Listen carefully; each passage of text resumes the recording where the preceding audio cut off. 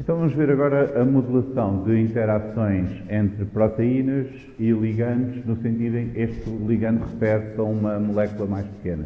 Portanto, não é uma proteína grande, é uma molécula pequena.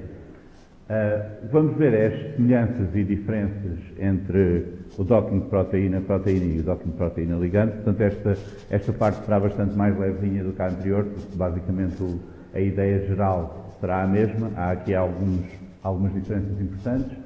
E depois vou dar como exemplo o Autodoc 4 e o Autodoc Vina. O Autodoc é um software bastante usado para este tipo de modelação. Então vamos ver o que é que há de semelhante e o que é que há de diferente. Basicamente a ideia central é a mesma. Nós temos duas moléculas, queremos prever como é que interagem, portanto vamos ter de pesquisar as possíveis configurações para o complexo, para a interação, avaliá-las e guardar as melhores. Portanto, no básico é a mesma coisa, estamos a prever a interação entre duas moléculas. No entanto, há uma diferença importante quando uma das moléculas não é uma proteína grande, é uma molécula pequena. E, basicamente, as diferenças principais estão a nível do que é que podemos assumir acerca dos contactos entre as duas moléculas e de como é que podemos pesquisar as diferentes possibilidades. Nos contactos, nós já não podemos assumir que só importa a superfície, porque se temos uma molécula pequena, então uma interação que seja mais forte, por exemplo, uma ponte de hidrogênio, pode ser dominante para prender aquela molécula no sítio. Por isso, nós já não podemos fazer a pesquisa simplesmente maximizando a superfície de contacto, temos de olhar em mais detalhe para aqueles contactos específicos, pontos de hidrogênio, pares com carga diferente e assim por diante, possam atrair fortemente a molécula pequena a um certo sítio específico da proteína.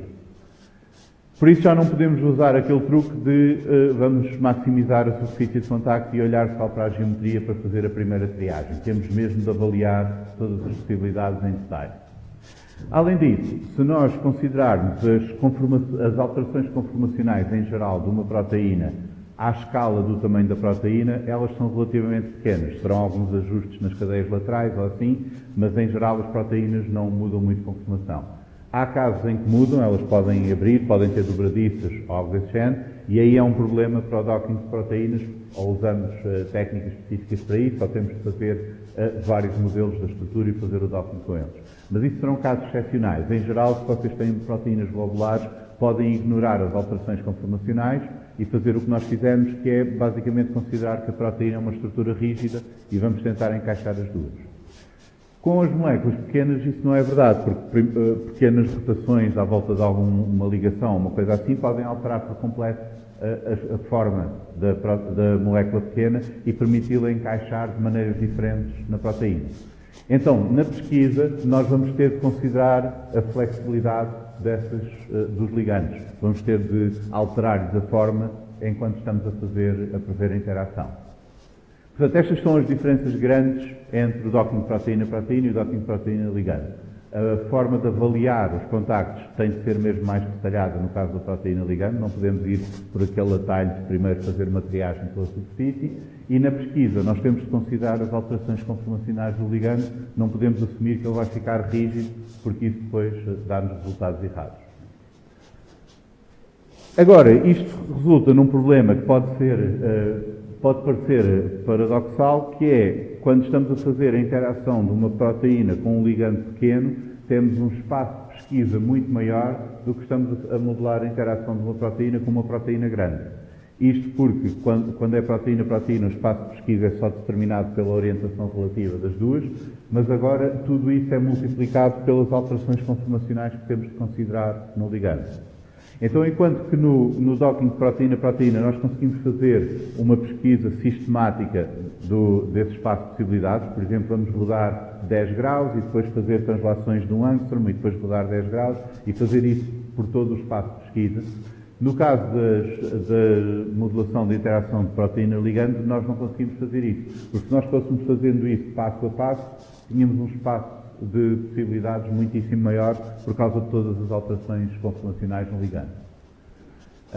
E isto obriga-nos agora a não fazer a pesquisa assim sistemática, mas fazer por amostragem. No fundo, aqueles métodos de Monte Carlo ou métodos de simulated annealing, ou assim eu vou falar um pouco melhor neles, mas que estão só a pesquisar um subespaço das possibilidades todas e tentar convergir para a melhor solução. Depois, o outro problema também é que, como nós não podemos depender da interação, de estimar a interação só pelo contacto geométrico, vamos ter mesmo de avaliar o contacto em detalhe. Portanto, temos de usar ou estes métodos, estes directed methods que usam umas funções de avaliação simplificadas durante a pesquisa e que depois fazem um refinamento dos melhores candidatos. Portanto, será uma coisa que é semelhante ao que fazemos com proteína-proteína, só que não podemos simplificar tanto essas funções de avaliação, não pode ser só superfície, tem de ter outros critérios também. Ou então o full scoring, que é o método usado no Autodox, em que durante a pesquisa nós estamos a usar a mesma função de score que vamos usar para selecionar os melhores candidatos. Portanto, não temos duas fases diferentes, estamos a fazer tudo na mesma fase. Há muitas aplicações desta modulação do docking proteína-ligando, porque há muitos casos em que nós temos um modelo de uma proteína e podemos querer estimar, por exemplo, qual é a afinidade dessa proteína para diferentes candidatos a fármacos ou uma droga qualquer. Podemos fazer um screening de uma base de dados grande disso, podemos tentar encontrar o melhor modelo, ou podemos mesmo até fazer isto com moléculas que não existem. Isto porque, enquanto que a estrutura da proteína tem de ser determinada, portanto tem de ser uma proteína que nós conhecemos, vamos buscar a estrutura ao Protein Data Bank, ou fazemos por homologia ou assim, a estrutura do ligando não precisa de ser conhecida. Nós podemos até criar ligandos virtuais que ainda não foram sintetizados em laboratório, porque se nós tivermos a ligação entre aqueles átomos, como de qualquer maneira vamos pesquisar possíveis conformações, nós não precisamos de uma conformação fixa daquele ligando. Então essa também é uma aplicação do docking de proteína-ligando em drug design, que é tentarmos prever qual é a melhor droga, por exemplo, para encaixar na proteína num certo sítio para inibir uma reação assim, antes até de sintetizarmos em laboratório. Claro que depois é um problema para os químicos orgânicos, porque olha, precisamos de uma molécula com esta estrutura, e agora como é que eles vão fazer aquilo? Não é? Mas isso depois é um problema da segunda fase. Nesta parte, nós podemos testar diferentes moléculas virtuais, diferentes combinações de grupos ou assim, e ver o que é que melhora a afinidade com a proteína. Portanto, o docking proteína-ligando é bastante usado em drug design para este tipo de coisas, estes screenings virtuais e otimização de fármacos para interagir com as proteínas. A abordagem em geral é que nós temos uma pesquisa em que o ligando é considerado como flexível, portanto, não vamos poder fazer uma pesquisa sistemática pelo espaço todo em geral. Em alguns casos excepcionais talvez seja possível, se o ligando for especialmente simples, mas em geral isto não é viável. Então, há várias abordagens diferentes para resolver este problema. Uma é esta fragmentação, que é, vamos partir o ligando em diferentes pedaços, vamos fazer a interação de um pedaço com a proteína e depois vamos encaixar o outro pedaço no sítio certo em relação ao primeiro e tentar otimizar a sua interação com a proteína e, no fundo, construir o ligando pedaço a pedaço no sítio onde ele interage com a proteína. Mais utilizados são estes métodos estocásticos que usam, no fundo, estes métodos de Monte Carlo são por amostragem aleatória. Nós vamos ter uma população, vamos gerar populações de ligandos na proteína e vamos fazendo alterações aleatórias, por exemplo, à conformação, ao sítio onde estão, ou assim, e vamos sempre selecionando os melhores, com uma certa probabilidade. Portanto, vocês já viram estes métodos de Monte Carlo na parte de modulação da estrutura de proteína, aqui é semelhante. Vamos fazendo essas alterações e vamos escolhendo o melhor. Há umas variantes que usam estes algoritmos genéticos em que nós estamos a simular uma população que se está a reproduzir sob efeito de pressões seletivas. Portanto, o que fazemos é, imaginem que tem uma população de ligandos encaixados na proteína em sítios diferentes, vamos avaliar o score dessas ligações e aqueles que têm o score mais alto têm mais probabilidade de reproduzir, entre aspas, com outros score alto e recombinar as suas características. Por exemplo, o ângulo de uma certa ligação, o sítio onde estão, algo assim. E então o que estamos a fazer é passando essa população por rounds de reprodução e seleção, vamos ficando cada vez com uma população de ligandos em sítios melhores, mais aptos, e vamos usar, no fundo, esse tipo de algoritmos genéticos, algoritmos evolutivos, para melhorar o resultado. Portanto, isto são métodos que basicamente usam amostras, populações que são amostras de toda a população possível, mas estes grupos de soluções, e vamos tentando melhorar o grupo. Temos também métodos por simulação, por exemplo, por dinâmica molecular ou assim, em que nós podemos tentar ver onde é que o ligando vai parar correndo a simulação durante algum tempo. As funções que nós temos para avaliar podem depender daqueles campos de força como nós usamos em dinâmica molecular, ou podem ser funções empíricas determinadas para otimizar no docking. Portanto, muitas vezes são somas de termos independentes, por exemplo, um termo para a componente eletrostática, outro para a hidrofobicidade e assim por diante, que nós vamos otimizar para um algoritmo de docking. Muitas vezes são baseadas em estruturas conhecidas. Nós já sabemos que aquele ligando liga naquele sítio da proteína e assim por diante, e vamos otimizando as funções para recriar essas estruturas conhecidas. Uma abordagem que às vezes se encontra é usar diferentes funções de scoring e fazer um voto de maioria ou um agregado, uma média ponderada das diferentes funções. Portanto, vocês podem ter alguns servidores de docking que agregam os resultados de diferentes algoritmos e depois mostram-nos o que parece ser o melhor ou o consensual entre todos. Vou dar agora um exemplo específico do Autodoc. Vocês têm basicamente têm três pedaços de software, três programas que podem usar. Este Autodoc Tools é uma interface gráfica que facilita a criação dos ficheiros para o Autodoc a partir dos ficheiros PDB. Porque o Autodoc depois usa ficheiros específicos para definir as partes flexíveis do ligando e assim.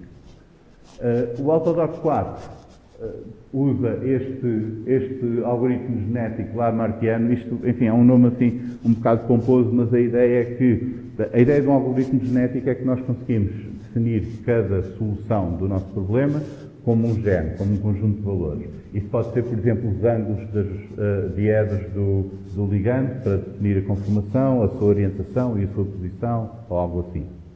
E depois, quando fazemos o cruzamento entre duas soluções diferentes que sejam boas, para tentar encontrar uma melhor, nós vamos tirar alguns valores de uma, alguns valores de outra e juntá-los numa nova solução. O lamarckiano, o que acontece é que nós otimizamos também localmente, por uma pesquisa local, uma solução. Por exemplo, temos um ligando num sítio e vamos mexer um bocadinho para ver se conseguimos ajeitar melhor o contacto. E agora, esses ajustes são passados à geração seguinte. E isto é um paralelo com aquela ideia de Lamarck que a girafa, por esticar o pescoço, depois os filhos iam ter o pescoço mais comprido. Portanto, nós estamos a usar esses ajustes feitos a posteriori e pomos outra vez nos genes que passam à geração seguinte. O Autodoc 4, vocês têm um acesso mais detalhado ao que é que se passa lá, porque vão preparando as coisas por fase, as grelhas, os parâmetros e assim, e conseguem usá-lo de uma forma mais flexível, mas dá um bocado mais de trabalho a usar. O Autodoc Vina tem uma função de scoring simplificada e é mais eficiente e é bastante mais simples de usar porque faz tudo sozinho. Basicamente, vocês dão os ficheiros preparados para o docking e ele dá-vos os resultados, mas é um pouco menos flexível, agora depende da aplicação que vocês querem dar. Então, como é que isto funciona? Vamos criar, normalmente usando o Autodoc Tool, na proteína vamos definir uma região, um volume, uma caixa, onde nós queremos que o ligando ande. Isto pode abarcar toda a proteína, se for caso disso, mas pode também cingir-se só ao centro ativo, ou um sítio onde nós achamos que é mais plausível o ligando ir encaixar. E o que vamos fazer aqui é que o Autodoc depois vai criar uma grelha que tem os vários tipos de átomos da proteína E conforme os tipos de átomos da proteína aqui, vai calcular valores para essas diferentes grelhas que vão indicar coisas como os átomos com carga positiva, com carga negativa, zonas hidrofóbicas, etc. E então estas grelhas serão as grelhas onde o ligando se vai mexer e é mais fácil calcular assim se o ligando está numa posição favorável ou não, porque cada posição da grelha já tem os valores do contributo dos átomos todos da proteína. Portanto, estas grelhas servem para tornar mais eficiente o cálculo, o score das várias posições do ligando.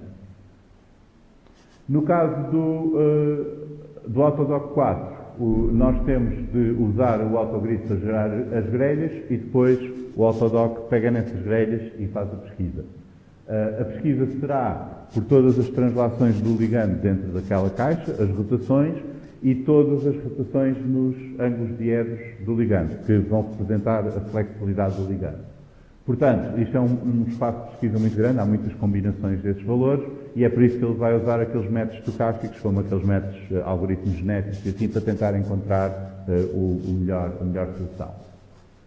Se vocês usarem o Autodoc Vina usa um método de pesquisa um pouco diferente, não é aquele método genético lamarckiano do Autodoc 4, mas é este Iterated Local Search with Global Optimization. O que isto faz é, basicamente, faz mutações aleatórias, alterações aleatórias à conformação e à posição do ligando e depois faz uma otimização por uma otimização ávida. Portanto, vai fazendo alterações que minimizam a energia da ligação. E depois dá-lhe outro piparote e faz outra minimização e assim. Portanto, vai tentando escapar de sítios onde fica encravado e vai assim à procura do melhor modelo. Em cada um destes passos em que dá estes piparotes, pode aceitar ou rejeitar a alteração ao modelo, dependendo do impacto que tem na energia. Portanto, isto é o mesmo princípio que nós vimos naqueles métodos de Simulated Annealing, em que se a alteração aleatória que fazemos aumenta muito a energia, é muito improvável aceitarmos. Se aumenta pouco ou se reduz a energia, então é mais provável que seja aceito. Portanto, esta é a maneira como a pesquisa é feita. Notem que isto não garante que esteja a pesquisar todas as combinações, vai pesquisar apenas uma fração muito pequena das combinações, mas vai tender para encontrar as soluções melhores. Além disso, isto é feito várias vezes, portanto ele pode correr várias iterações e depois vai-vos dando os resultados e nós podemos ajustar esses parâmetros de quanto ele tenta chegar mesmo ao ótimo e de quantas vezes ele tenta fazer isto, etc. Como o Autodoc Vina gera as grelhas internamente, neste caso, para usar o Autodoc Vina, vocês só precisam de especificar a caixa onde querem fazer a pesquisa e dar isto ao Autodoc Vina e ele faz o resto tudo internamente.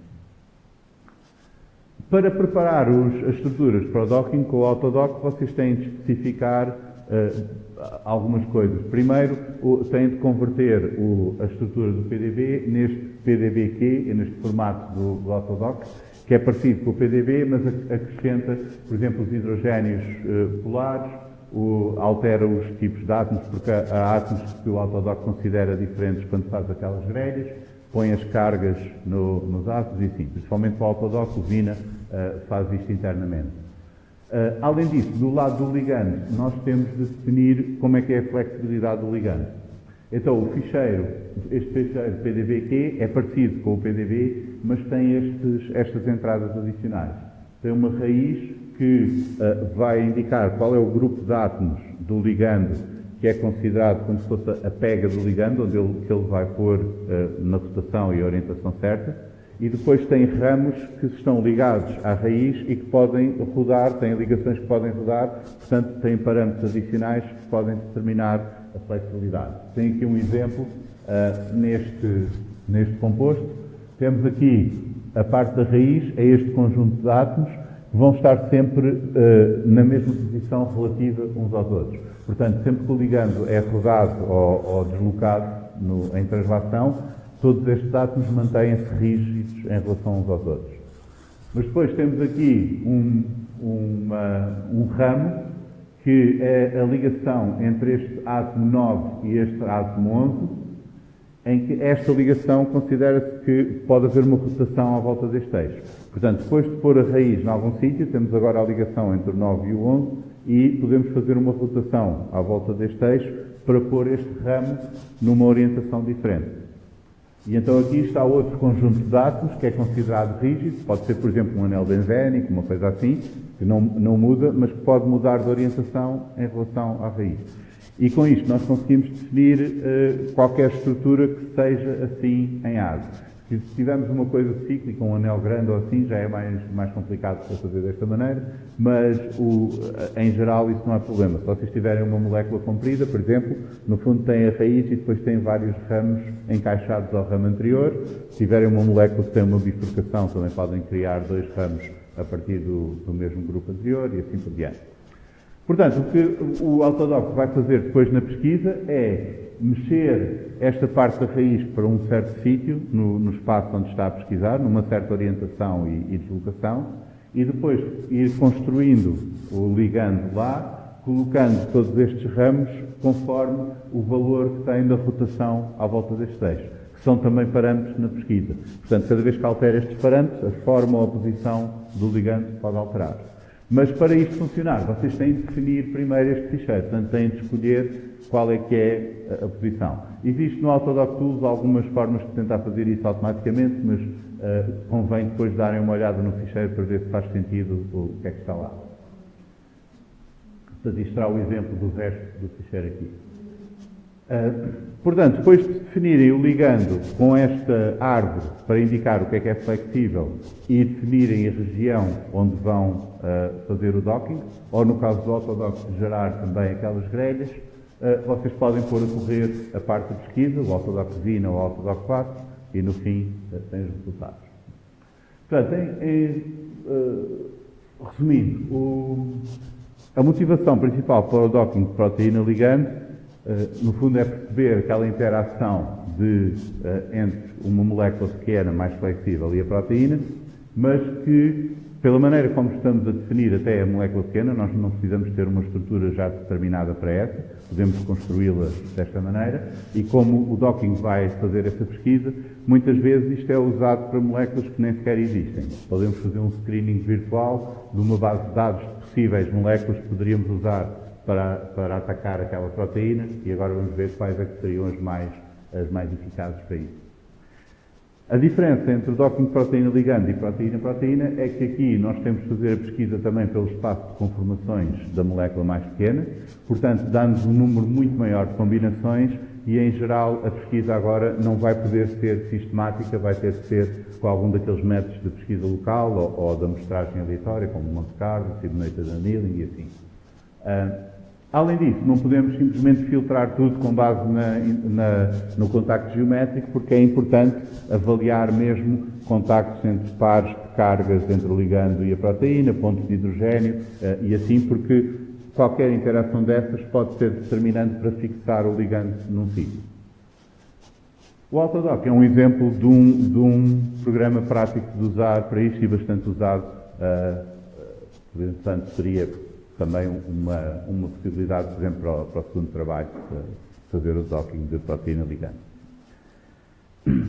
Vocês têm aqui este artigo, já não é muito moderno, mas dá-vos uma visão geral sobre o docking de proteína ligante, portanto este será o que eu recomendo que leiam para isso.